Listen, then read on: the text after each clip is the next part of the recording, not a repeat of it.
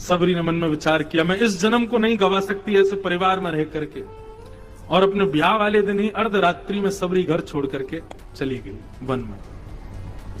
One में जाकर के कितने दिन तक पेड़ों पर रही, फल खा करके रही, विचरण करती रही, नदी के जल से अपनी प्यास बुझाती। तभी मतंग ऋषि का आश्रम दिखाई दिया। सबरी ने भीतर प्रवेश नहीं किया, एकांत में रहती थी। और जैसे ही पूरे दिन तो दर्शन करती थी छुप करके संतों का, रात्रि में संत प्रसादी आदि पाकर के उस प्रसादी के जो उच्छिष्ट रहता था उसको जीव जंतुओं के लिए एक तरफ रख देते थे। सबरी वहीं जाकर के उच्छिष्ट संतों का पा लेती थी। और रात्रि में जब सब संत सो जाते थे तब आश्रम में जाकर के झाड़ू लगाना, सब व्यवस्थित कर देना। उसको सब पता था कौन से महात्मा कब हवन करते हैं, कहाँ जाते हैं, संध्योपासन करते, सबकी व्यवस्था करती थी छुप करके। सबके बर्तन रख देना, यहाँ पर अग्नि की व्यवस्था कर देना, लकड़ी काट करके ले आना, तुलसी पत्र पुष्प आदि सब जाके व्यवस्था कर देना। और जैसे ही ब्रह्म मुहूर्त होता, संतों के उठने का समय, सबरी तुरंत भाग जाती, पेड़ के ऊपर कहीं जाकर के वहां से दर्शन करती।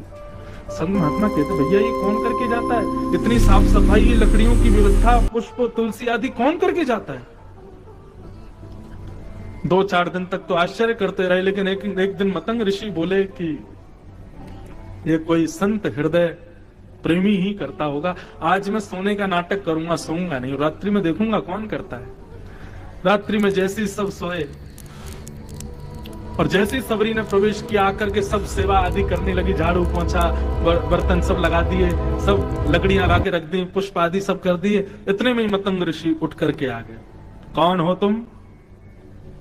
सुन करके भाव विचलित हो गए, चरणों में गिर गए, रोने लगी, महाराज मुझे क्षमा कर दें। और अपना पूरा वृत्तांत बताया कि मैं कैसे ग्रह त्याग करके आई हूं, पर मैं क्या करूं, मेरा स्वभाव है, संत ऋषि महात्मा इन सब की सेवा में मुझे सुख लगता है।